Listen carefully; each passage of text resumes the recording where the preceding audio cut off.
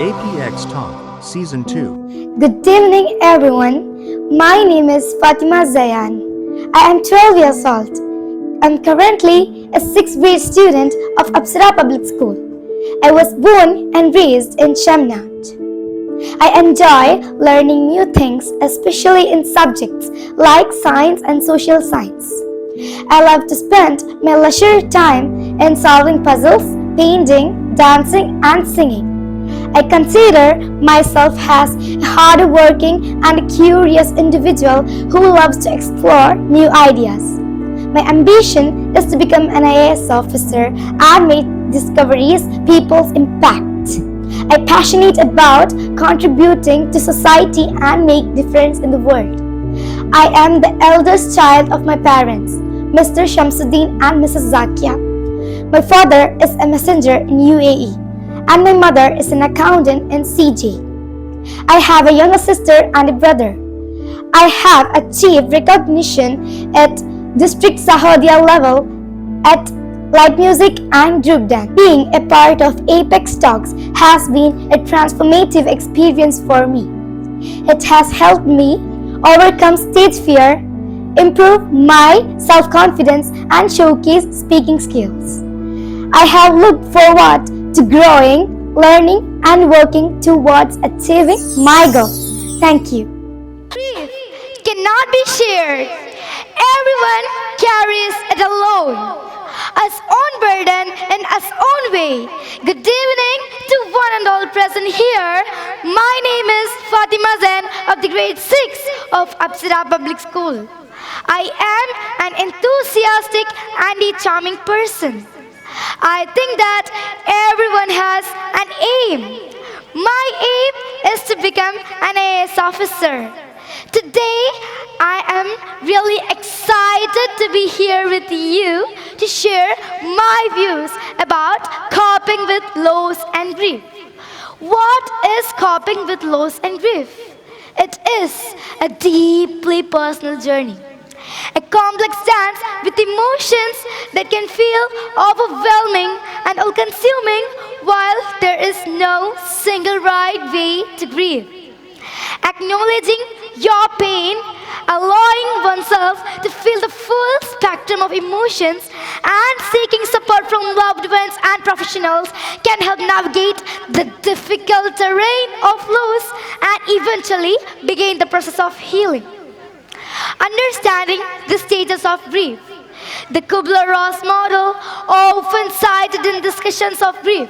5 outline stages: denial, anger, bargaining, depression, and acceptance. While everyone experiences these 5 stages or even goes through all of it, it serves as a helpful framework to understand the different emotions that can arise following significant loss. Number 1, denial. Entirely, individuals may resist the reality of loss, often feeling numb or disbelieving that event has occurred. Number 2, anger. As denial fades, anger may arise, directed to oneself, others, or even decreased, stemming out from injustice and frustration. Number 3, bargaining. Attempting to make deals and compromises with a higher power to reverse the loss. Number 4, depression. A deep sadness, feeling of emptiness and withdrawal from activities. And number 5, acceptance. It is a journey to evolve perspectives and attitudes that had followed a situation. Complex emotions. Loss and grief are the part of a human experience.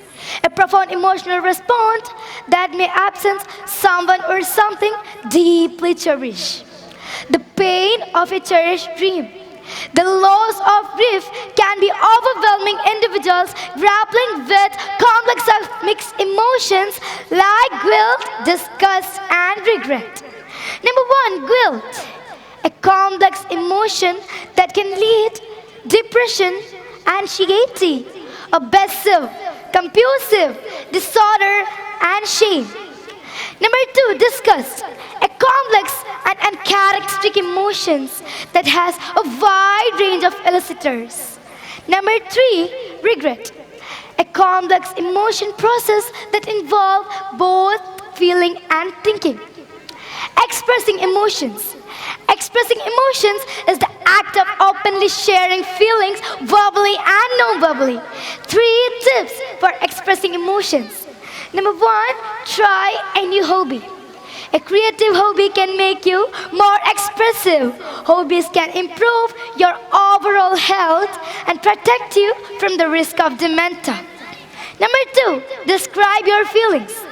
Describe your feelings can help you to clarify, to improve your relationships. And number 3, be patient. Be patient to others as they learn to respond to your feelings. Grief will affect every part of us.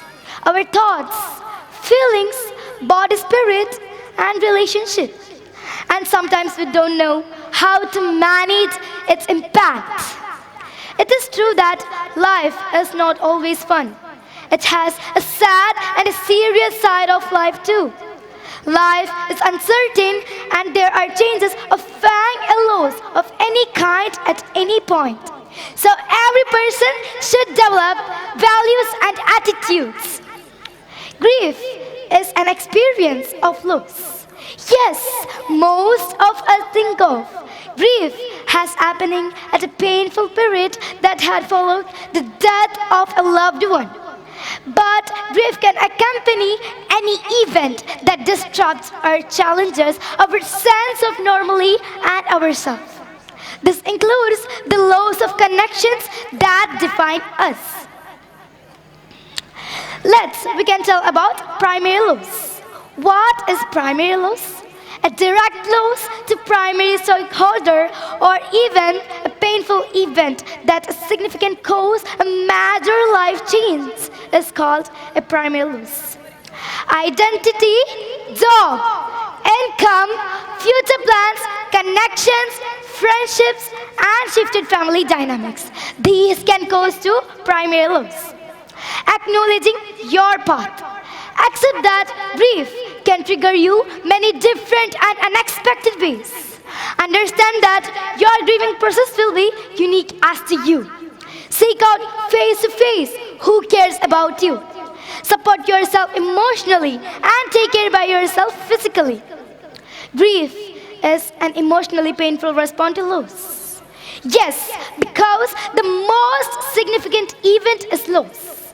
It includes death, dementia, divorce, health, job, layoff, relocation, and dissolved relationship, among others. Because grief is a process that is different for everyone. In conclusion, coping with loss and grief is a deeply personal journey, requiring a multifaceted approach that embraces the full spectrum of emotions. In a healthy coping mechanism, it may allow time for healing, and individuals can navigate grief and live in a life despite of loss. So for joining me on this exploration of coping with loss and grief, may you find comfort and support in your journey. Thank you and have a nice day.